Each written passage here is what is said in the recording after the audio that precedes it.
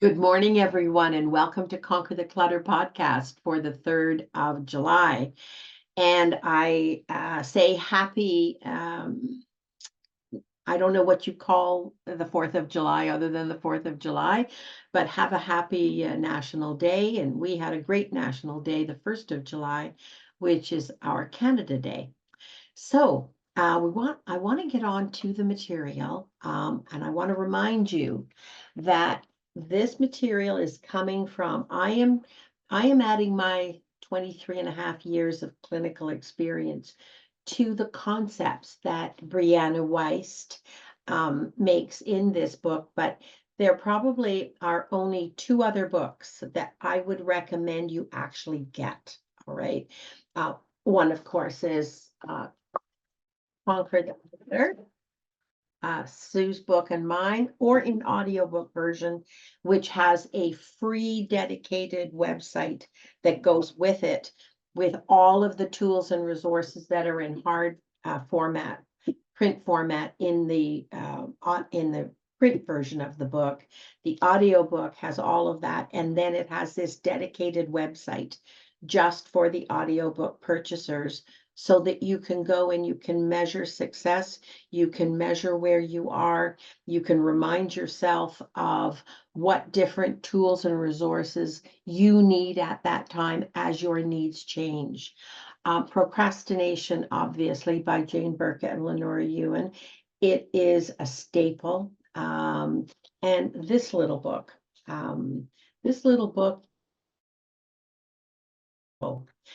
and at some point, I'm going to see if I can interest Brianna West in joining us as a guest speaker on the podcast. I'm going to try. She's probably very, very busy, because this book is fantastic and it's well worth, as you can see with my little doodads here.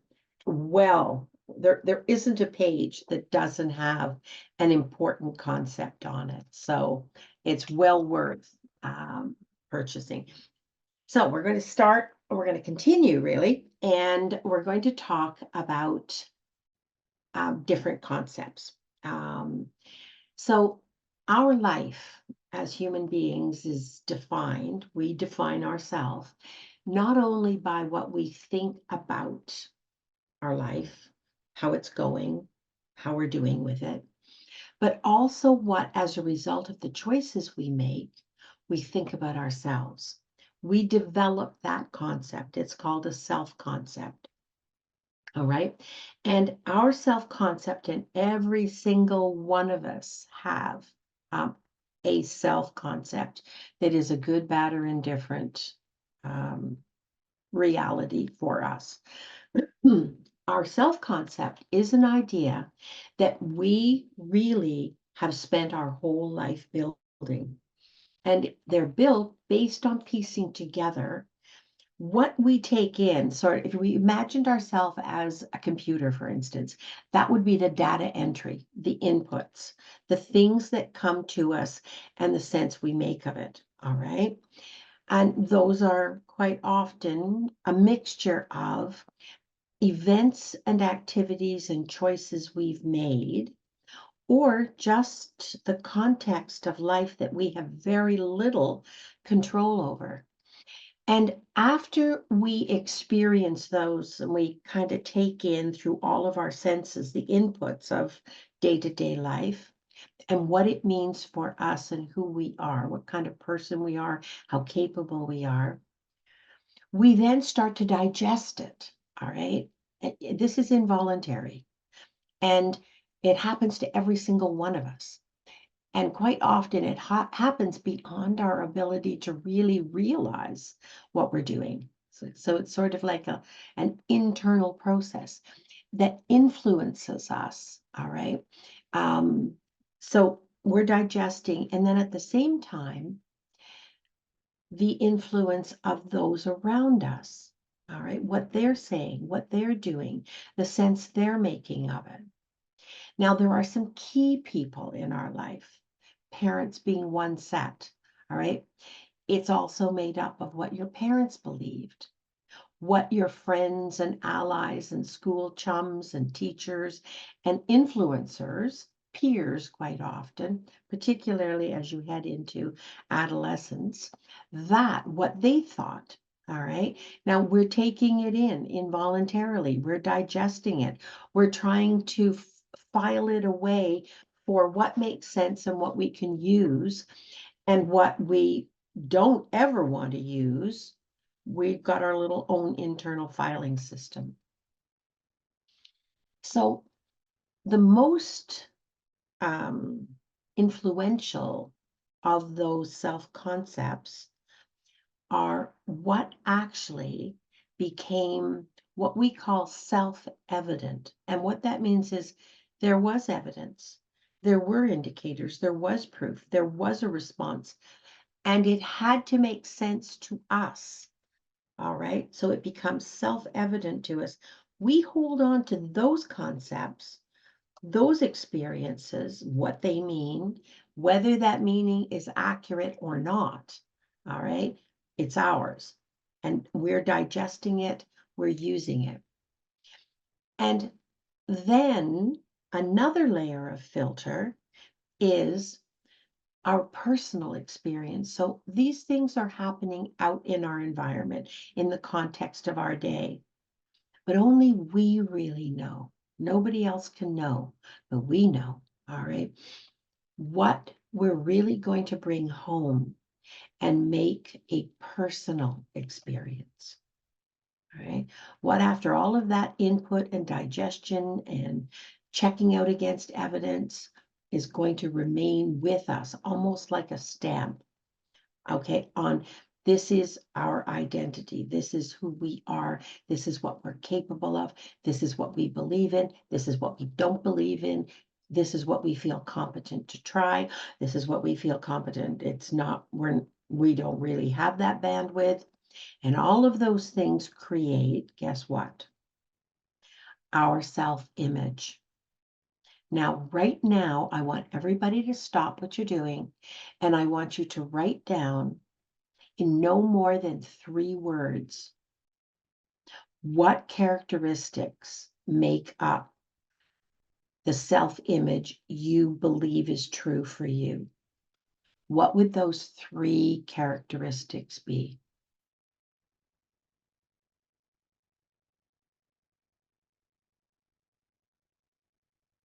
You know, in other words, in 3 words, who are you? Who do you believe you are?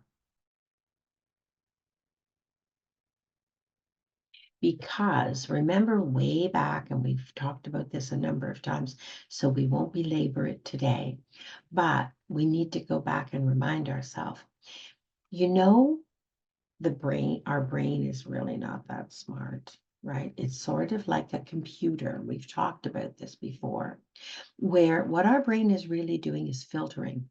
All right. And our brain is going through data, data, data, data, data, data, data.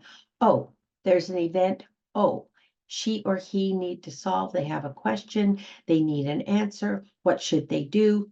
Data, data, data, data, data, data, data. This is what they did before. And oh, they've repeated it a few times. So clearly this is a favorite. I'm going to pull this out of the data bank. I'm going to send it to their consciousness. Hi, this is your best idea. That's basically what your brain does. Here's the problem with that. All right. They're not picking the right answer for you. Your brain isn't necessarily picking the right answer for you. Not necessarily. It all depends on what you filed away. It all depends on what you acted on repeatedly.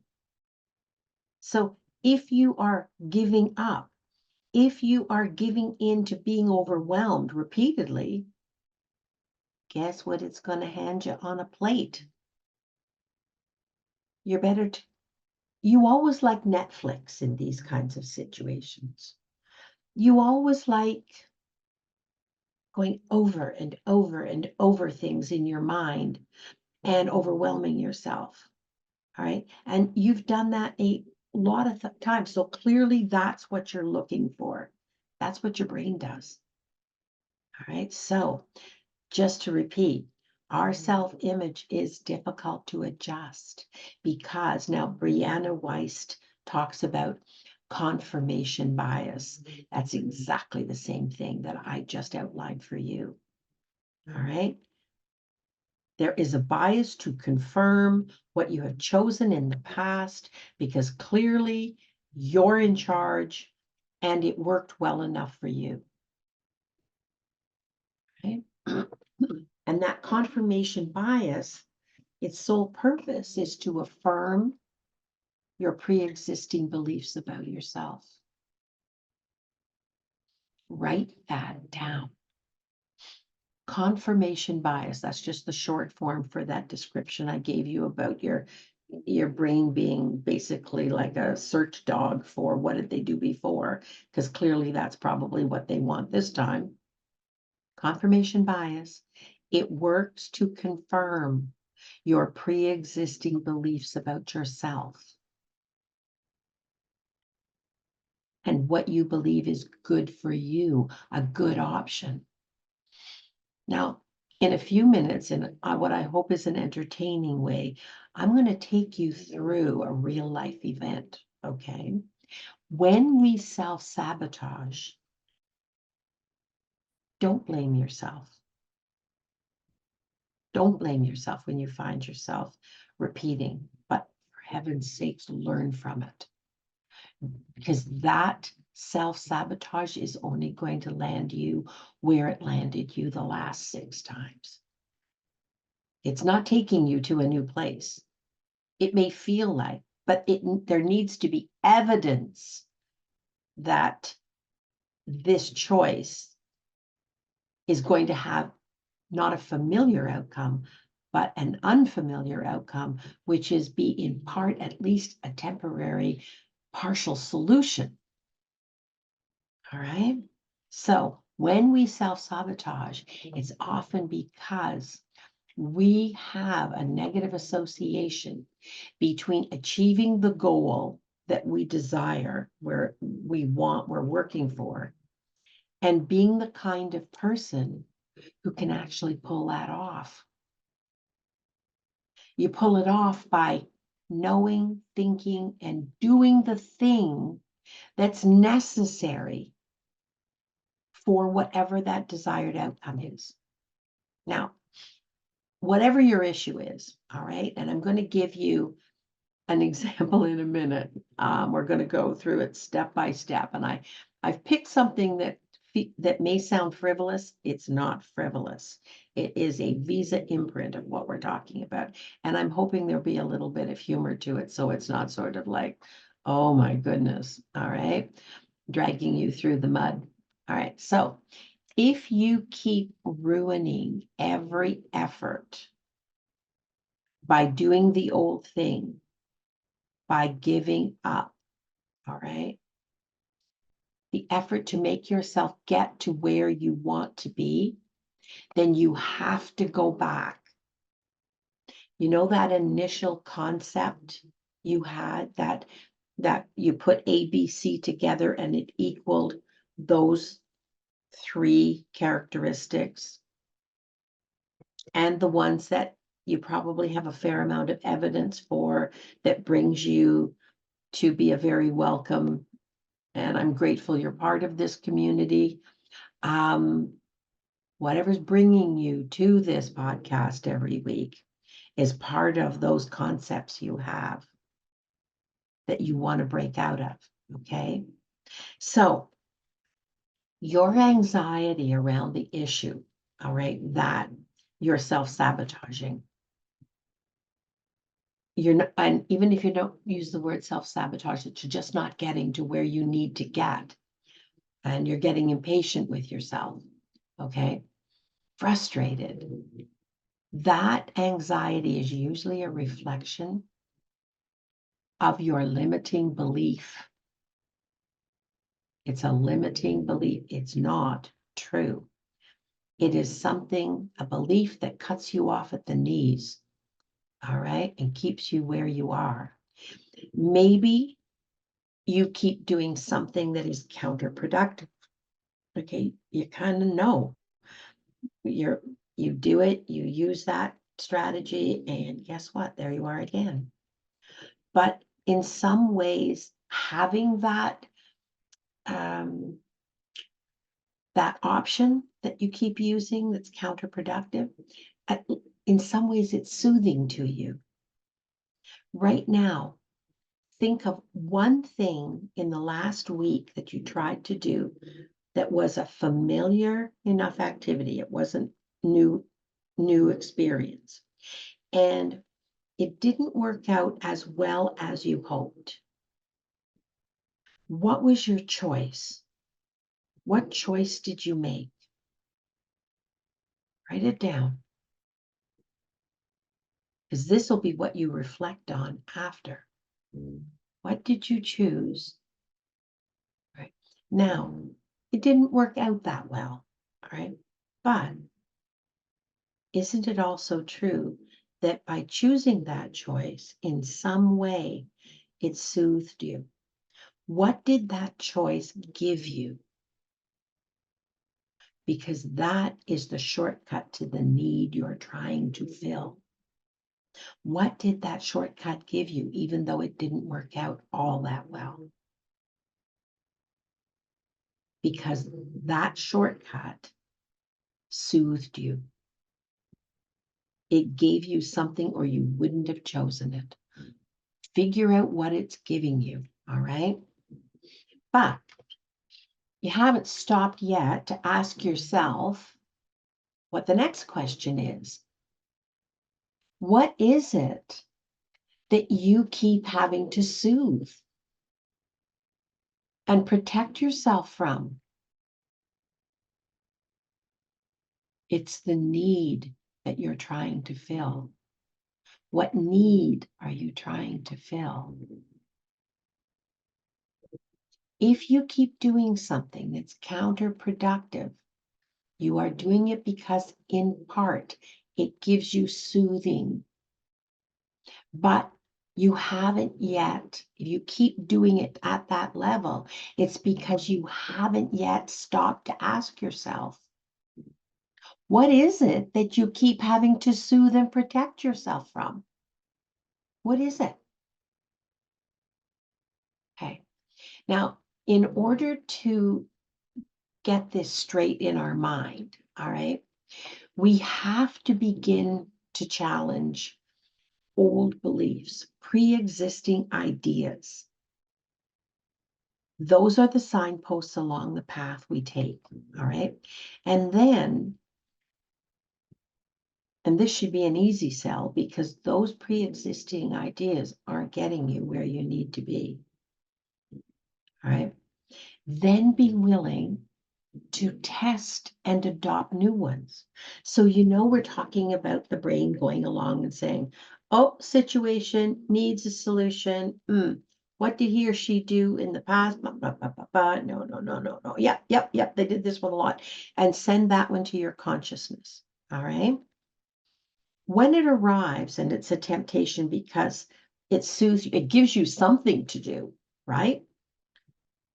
You kind of have a heebie-jeebie feeling about it, though, like it didn't work out that well. Well, maybe this time it'll be different. All right, maybe this time. All right. That's the point at which I want you to stop. I want you to take that option. I want you to set it aside, and I want you to do a brainstorming exercise for yourself. What is the most ridiculous positive option you have? Like, it would be like climbing Mount Everest. What is that? And I want you to do a brain dump of every option you can think of a choice that you could have, to the one that is the least likely, but has some chance and isn't what you did before. Because if you can choose something gradually that gives you confidence, comfort, a little reassurance that I could try that. If you just, what that will give you, whether it works or not, is it will give you an experience of breaking outside the mold of going back to the same thing that for sure isn't going to work any better. It makes you brave enough to run some tests, to do some trial runs, to think outside the box you're sticking yourself in. That's what it does. Dare to try something else that looks, well, not perfect, but at least feasible and is unfamiliar to you. So you've got to walk that path very cautiously, very slowly.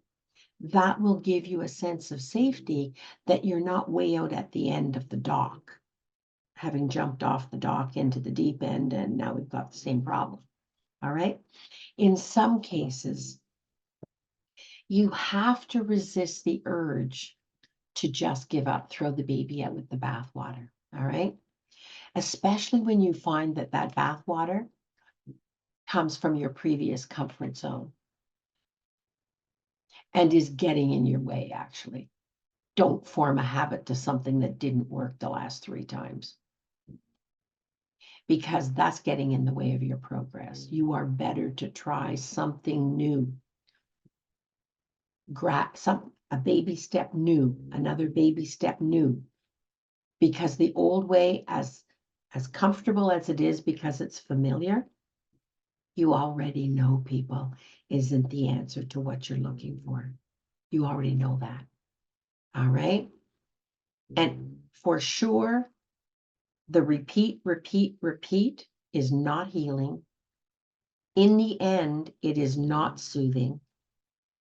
And it is absolutely not going to be any more effective than it was the last times you tried it.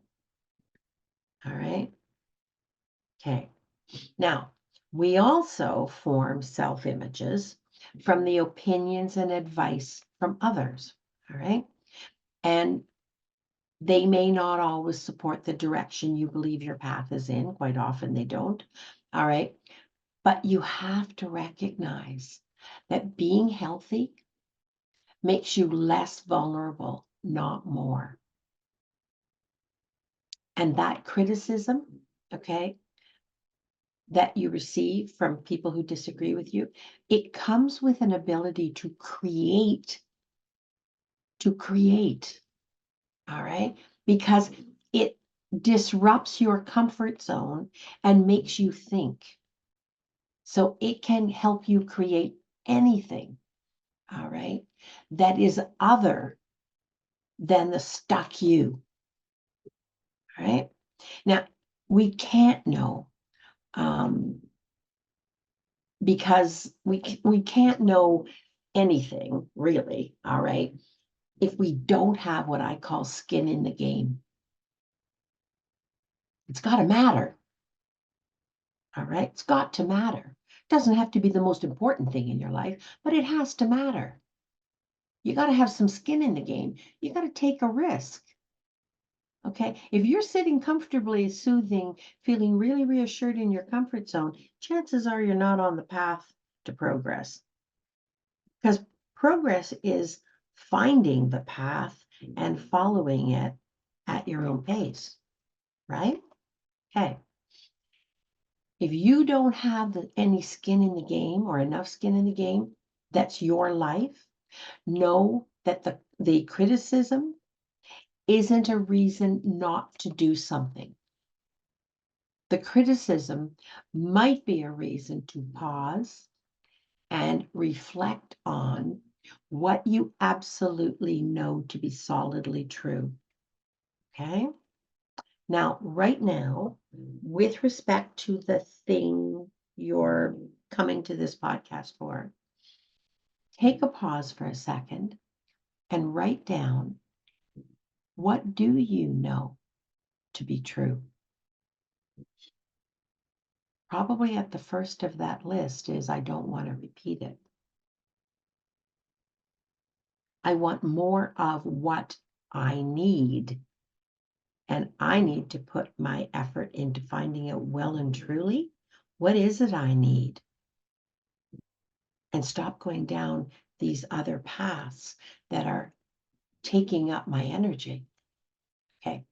Now, in order to do that, you have to show yourself that there are many different ways to self-soothe. Okay. Many different ways to self-soothe that are more effective, all right, than unhealthy or unsuccessful choices that you've used so far. Well, especially ones that are not negative, right? Okay. So once you really begin to question and observe your pre-existing beliefs, you can begin to see how warped. There's a wow in the thinking. All right. They're not necessarily out to lunch, but there's a wow in your viewpoint, in your perception, because you're not seeing things clearly enough, despite all your effort, despite all your desire to make it happen. All right. And your pre-existing beliefs, all right, were illogical all along the way. Now, I'm going to liken this to an experience I had just 2 days ago. All right. It was my birthday. And I gave strict, and thank you, I gave strict instructions. There shall be no ice cream cake. All right. And I also said, don't go get a cake. But my wonderful new assistant went and ordered a beautiful, and it was a small cake, so that was good, a small cake. And it arrived, and I thought to myself, what a moment. For whatever reason, somebody is sending me a confirmation of my speaking language being Arabic. It is not Arabic. All right.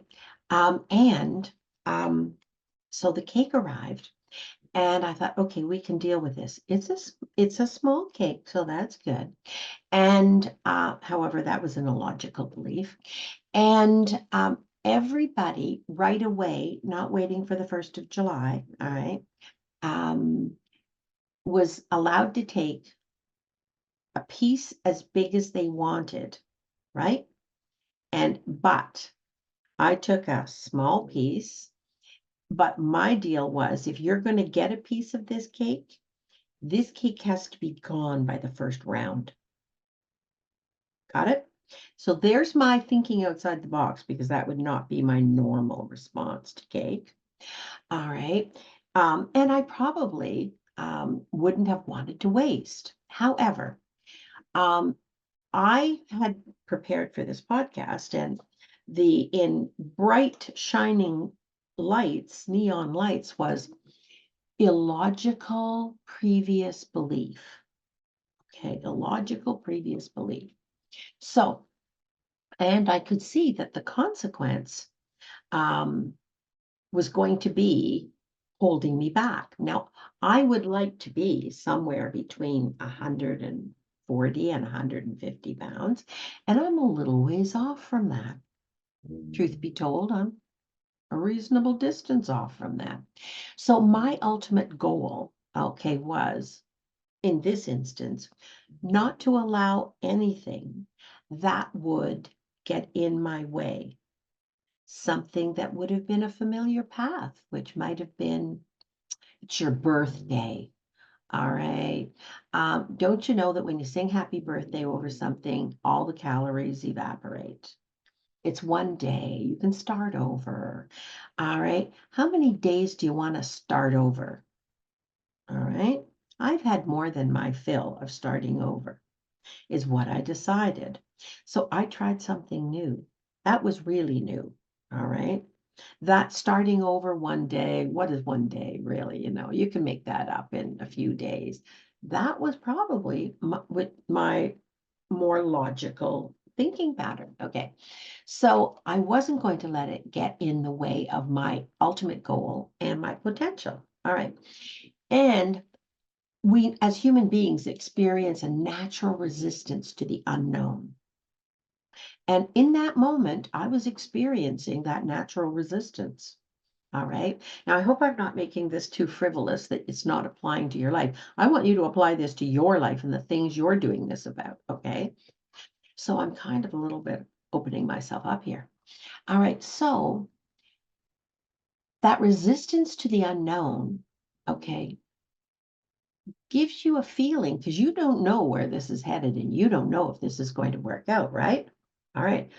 It gives you a feeling, it's hard to describe other than you're losing control because you're not doing the normal.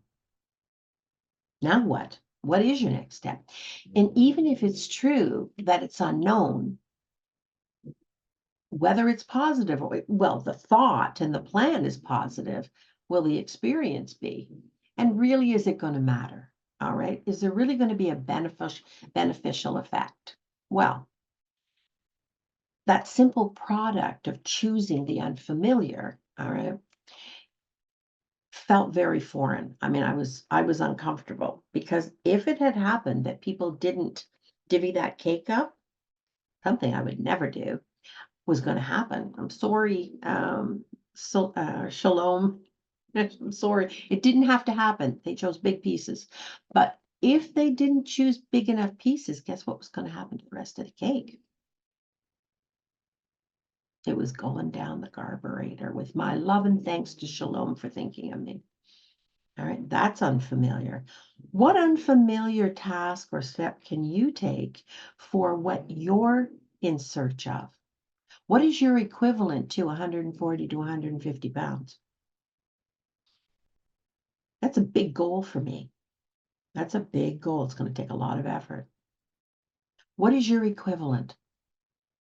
Because self-sabotage is very often the simple product of a choice being unfamiliar.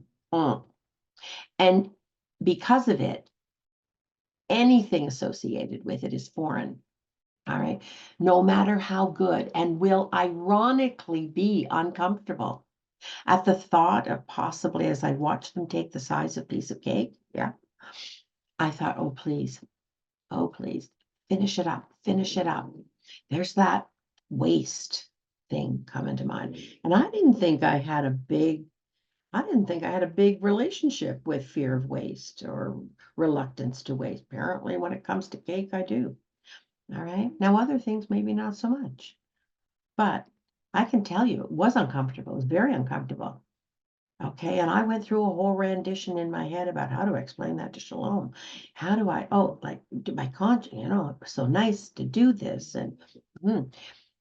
But it becomes uncomfortable until you let it become familiar. You've got to make friends with it. You've got to repeat that uncomfortable, but more productive choice until it becomes familiar. All right. Now, this often leads people to confuse the discomfort of the unknown with the choice being wrong or bad or risky or something negative. It isn't. I discovered that until the next day. However, it is simply a matter of adjusting your psychological self-image and self-beliefs and taking a risk to try something unfamiliar. All right. Know this. Those small that shift, now make it sound like a joke, but it's true. That small shift on that day had a huge impact the next day. Because guess what? The next day, out of the clear blue, the 1st of July, when everything's closed, right? There was a ring at the doorbell. And guess what? Guess what was being delivered? The biggest ice cream cake you have ever seen in your blessed life. That thing was bigger than a tire on an SUV. And it was vanilla and chocolate with, that Dairy Queen crunch thing in the middle. And I thought, Lord above, help me. This is the acid test. Now, I had succeeded the day before. This sounds funny. It wasn't funny. It was a come to truth moment. And you know what I said to myself? I walked out of the room and I thought, My first thought was, if I ever get my hands on who did this, that'd be one thing. But then I thought, no, they did it out of love. They didn't know. Okay. We have a buddy, John, who lives with us, and John looked me straight in the face and he said, just want to be on record as saying I didn't do this. My husband stood up and said, not me either. The dogs were hoping we'd share the ice cream cake with them. Clearly, they were very in favor of the ice cream cake. And I left the room and I thought to myself, you have a choice here, Elaine. Now, this is funny, and if you use it on the podcast for the material that you're preparing, okay, it'll be a really good illustration in very human terms on a very insignificant issue. All right. I'm not going to die if I don't make it to 140 and 150, but I will make it to somewhere between 140 and 150. And I'm not going to do it this way. Now, when it comes to ice cream cake, I am no more self-regulated than you are on the things that tempt you and pull you off track. We're all vulnerable in some ways, all right? And I had to look at myself, not in the mirror, and I said, this is a moment of choice, Elaine. You know what? This is a moment of choice. Put your money where your mouth is. Stop whining if you don't get to where you want to be. There's no, because this is the moment you choose. This is the moment you actually choose. All right.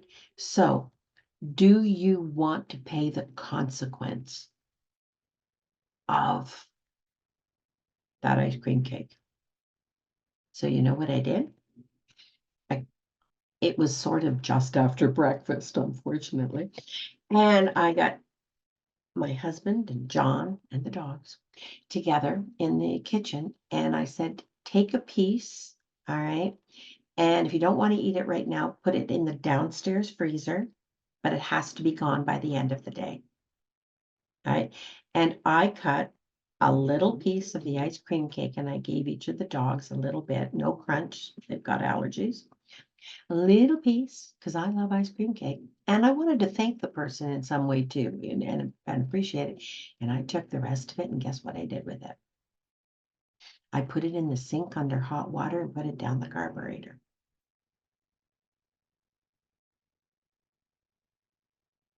And I thought, you know what? Not today. Whatever fight you have to fight later on as this battle gets harder, you're not losing it today. This you can do, but you have to remove the thing that's in the way.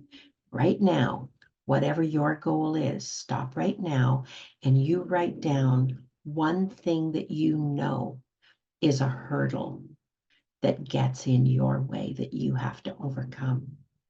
Write it down now. I want to see everybody's eyes, not on the screen, down at their paper, really truly thinking, what is one thing that is getting in your way that you need to address overcoming?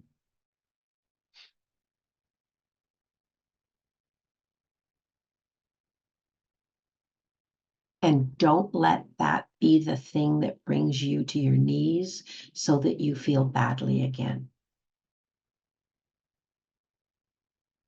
It's not worth whatever is getting in your way, I swear, is not worth you feeling bad about yourself. Feeling less than, feeling like a failure, feeling like every negative name that has ever been applied to you by people who didn't know you and well enough to know that that's not who and what you are. But it's on the voice, the committee voice in your head. So it comes out to speak up every so often. No, silence it. Silence it right now. What is it? Name it. Name it. All right. Know this, that small shifts, what I didn't know at the time. I did not know at the time the cake situation was arriving on the 30th. Okay, I didn't know that the next day that was going to be the thing. It sounds so stupid, doesn't it?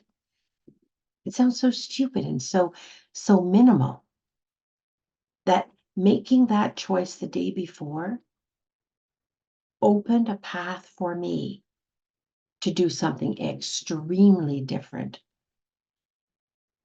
with the other hurdle the next day. And that hurdle could still be in the freezer getting in the way. It could. I would have to have emptied the freezer. That cake was that big. All right. What's getting in your way? Name it and make yourself a commitment right now to keep your eyes open for that and anything that looks or smells like it that's going to present itself. Even in the most seductive ways possible for the ways that you are vulnerable and imperfect. There could not have been a better choice for seductive and unassailable than ice cream cake. There could not have been nothing else. Pull a Porsche up to the front door wouldn't have had the same impact. Okay? What's your vulnerability? And what do you have to keep your eye open for? Anything that even is roughly akin to it. The small shifts, believe this, the small shifts you make compound over time, and they will result in permanent, much more comfortable adjustments and improvements. Now, you know what? Any ice cream cakes that I'm anywhere near, I will either get up and leave the table, all right? Or if they come to my house, everybody gets one kick at the can and they need to eat it right away and it goes down the garbage under hot water. Because if you don't turn the hot water on, you're really tempted as that thing's melting, is what I discovered. Okay, so small shifts compound over time, and they can and will result in permanent, much more comfortable. You won't have to keep fighting for it. You've opened the door, you've broken the seal. Okay. Adjustments and improvements. And the reason we don't allow those shifts to become our new normal, the only reason is because as soon as our circumstances get beyond, they extend themselves beyond the amount of happiness or safety we're accustomed to, when we get into a zone, when we even see it coming, of happiness and safety that we're accustomed to, we find ways consciously and unconsciously to bring ourselves back to a feeling that we're more familiar with. It's the confirmation bias. It's your brain pulling out the old. This is a solution you've tried 6 times. All right. I know you've tried it 6 times. It never worked very well, but you tried it 6 times. You must have had a belief in it. I'm going to repeat that. All right. Because that is really, really important. It isn't something that's being done to you. It's something that we are doing to ourselves. Small shifts, those small shifts you're going to make today, no matter how small, no matter what they are, okay, that cause you to repeat them over time. They need to be repeated. One-off isn't generally a success story. It's a beginning. When you compound those small, tiny shifts, it can and will result in a permanent, comfortable adjustment, all right? And an improvement. I feel a little safer from the impact of something that, I mean, at home, ice cream, growing up, ice cream cakes were like, oh, that was like great. We didn't get that cheap one. Mom didn't make a cake. We got ice cream cake. This is like winning the lottery, when you were a kid as a birthday, right? Well, it was at our house. And then we'd all sit around and have meaningful chats and pull out the fudgesicles. All right, fudgesicles were a big thing to, finding happiness. All right, whatever it is for you. All right, it wasn't, it is. Those small adjustments, when you compound them repeatedly, small things that are doable. The reason we don't allow those shifts to become our new normal, which is an option. It is reachable. That's what I'm trying to really impress upon you here. The only reason we don't allow them is because as soon as we start getting in beyond the amount of happiness and safety we're accustomed to, we find ways consciously, we make conscious choices. I could have consciously chosen to keep that cake and lie to myself it's downstairs in the downstairs freezer, and probably for good reasons, there would have been many requirements to go down to the downstairs office with a fork in my hand and just have a little. Okay? We can make that work any way we want to. What are you making to work that's getting in your way? And can you today make a conscious choice, a small one, and repeat that conscious choice? It might be, many people have told me Netflix is a big temptation or other things. Okay, you know what? Could it be that the small conscious choice you make is when you start to feel overwhelmed or, oh, this is pointless, is you just get up off the couch. You get up from wherever you are. All right. You go and stick your head out the front door and get some fresh air. And you don't turn on Netflix. Netflix can wait for relaxation time at some time later on in the day. You don't have to start cleaning up the clutter. You just have to break the habit that allows you to distract yourself and not make it an option. That's all you have to do. One small thing, get up off the couch, get up from wherever you are and go and change your reality. There's nothing like fresh air. There's nothing like sunshine, a little of it. Whatever it takes, do it. All right. And resist the urge to bring yourself back to the feeling that is more familiar and comfortable.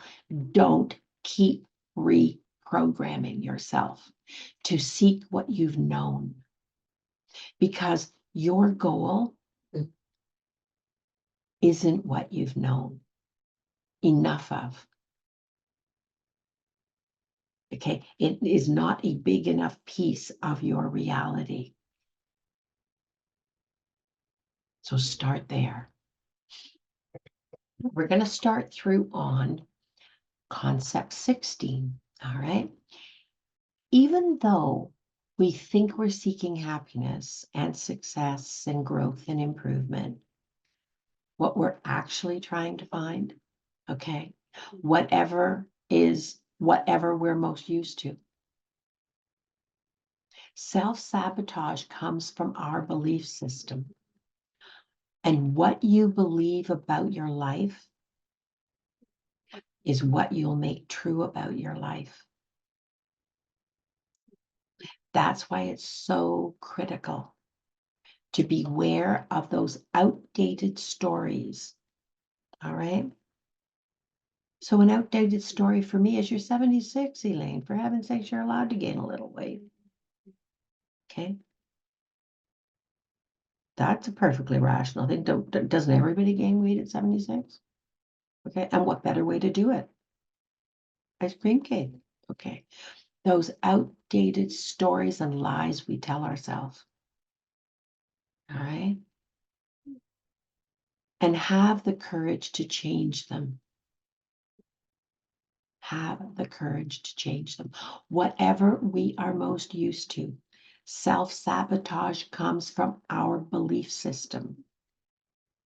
Now, our whole belief system isn't to go after what we know. That's not our whole belief. That is just the confirmation bias part of it. That is just the path that has no stones on it. It's a really easy walk. It's a really easy place to go back to because we know it. All right. And we know we won't die. We know we'll just get stalled out. Whatever we're most used to, self-sabotage comes from our belief system. That what you believe about your life, what it's worth, all right, is what you will make come true about your life. And I don't know about you, but whatever you're changing, you and I are on the same path to between 140 and 150 and your version of it. What is your version of being between 140 and 150? What is it? Right now, write it down. What is your version? What do you want that you know is doable? And it's going to be a whacking load of effort. However, you're going to do it by those small interruptions of familiar paths that led you someplace you really didn't want to end up.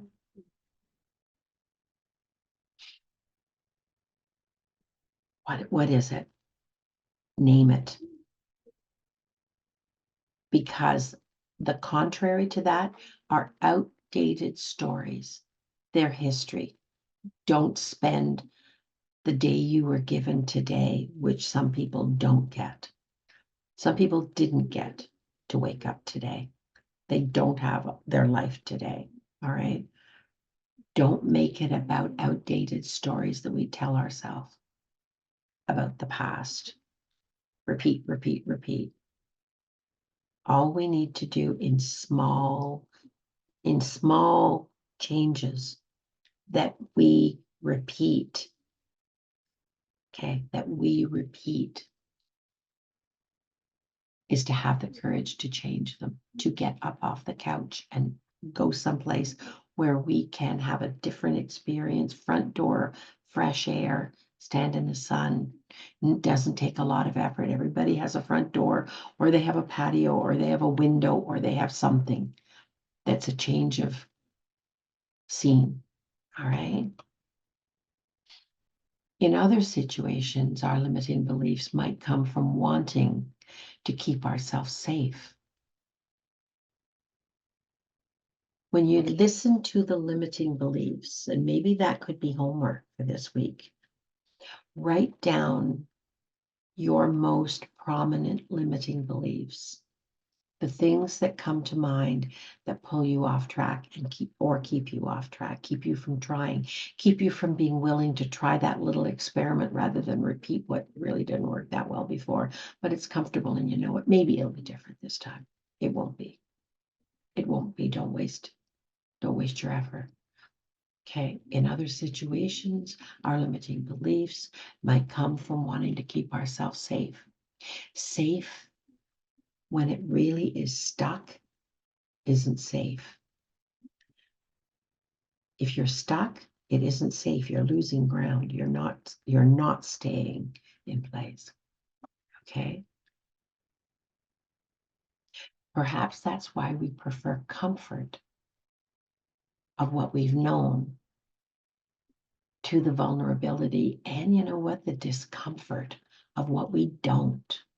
That moment when I had to decide, okay, I can't throw out a gift of a cake. Okay, somebody was so kind to send it. All right. And it was a challenge. And I thought, you want to be a martyr? No cake at all? Like you can't even, okay, have a bite. And I had a very small piece and everybody else had the rest of it. What was I going to do? And then to be retested the next day. Holy suffering succotash. All right, when that cake arrived, I thought, is the world against me? Like, come on, this is too much. It sounds silly, doesn't it? But we can learn. You know what, though? Of all the material we've talked about today, that was for me, a very challenging habit to put a dent in, to make a different choice about. It had all kinds of values and beliefs and habits and rules to go. My gosh, I was flooded with them in that instant with the ice cream cake. All right. You're going to take an ice cream cake? That thing had to cost it was probably a special order. All right. That thing probably cost $60. Somebody saying something. I'm thinking, you know what? $60 down the drain, if it isn't sitting on your behind, is progress. Because you know where it's going to land. It isn't going to land anywhere you want to show off. Okay, so no, Elaine, this is getting in the way. This is a test. I'm using that experience. I don't mean to self-declare and turn this into a comedy skit. I just want you to realize, even in the strangest experiences, there's an opportunity to do differently. And I have to tell you, it may sound funny. It was not funny in the moment. It was very uncomfortable. I'm going to throw it a $60 gift, like somebody, who was it? Oh my goodness, who would, and on Canada Day, they've had to pay a premium to have that delivered. All right. Like they, somebody really put some, and knowing they know me, I don't even know who it is. They know me because they know that and the right flavor and the crunch in the middle. That was like the, ah, ah, you know? And when I watched that thing melt down the drain, I thought, part of me was thinking this is the right thing to do. You know this is the right thing to do. And part of me was that kid with all the birthdays at home, thinking, isn't there another way? No, there is no other way. There is no other way. There is no other way.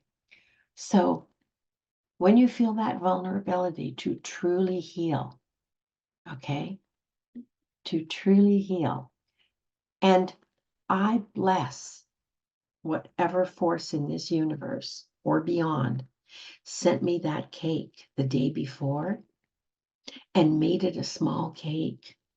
It was beautiful, by the way. I should have taken a picture. It was just gorgeous. Um,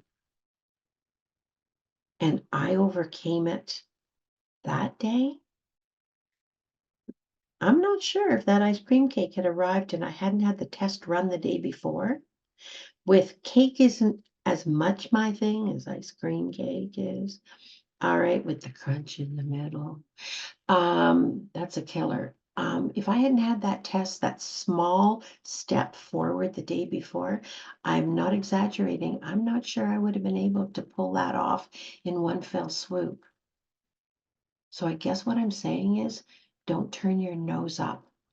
Don't minimize the small challenges you get today, because even though they may not feel associated with anything, they are building your strength and your courage and your clarity of mind. They're doing that.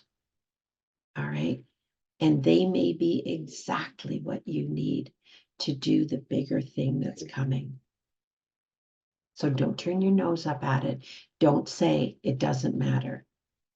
It does matter. If you get up off the couch, walk to your front door, a window, someplace where you get fresh air and you can be part of the sun, or you can hear whatever's in your thing, watching birds at a bird feeder. I don't care what it is.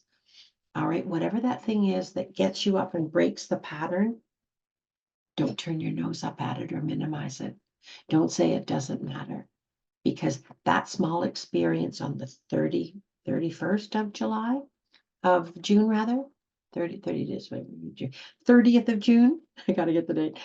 That is what prepared me for the big challenge on the 1st, and will prepare me, all right, for the next challenge. I have made that experience in small ways, small doable ways, a more comfortable place to go back to and to hold on to. All right. So to truly heal, we're going to have to change the way we think. We're going to have to, not in big, huge ways. That was a small shift, but man, it was powerful. And I do feel safer. I do feel safer from just the vagary of temptation. All right. We're going to have to become very conscious of the negative and false beliefs and start shifting our mindset to one that actually serves us. To one that actually serves us. And we're going to do it by small challenges. Next week, we're going to consider how to get ourselves out of denial. And that, my friends, is not a river. I will, next week is the 10th. It'll be the next podcast. On our next day, I want you to be thinking of me.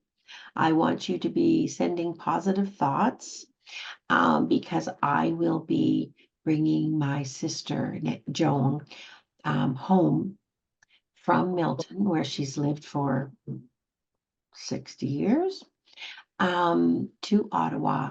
And her daughter and I are going to be setting her up in assisted living. Joan has advanced Alzheimer's, and that's where next Wednesday is going to be, bringing her home and getting her settled and making this her home again. So I want you to think about me, because that is not going to be a great day, but it's what has to happen. So I send all positive thoughts for whatever challenges you're going to have this week. Grab them, embrace them, break them down into doable chunks. Okay, and get ready for being ready for the ones you really want, that are really going to lead you where you want to be. Take care, everybody. Can you do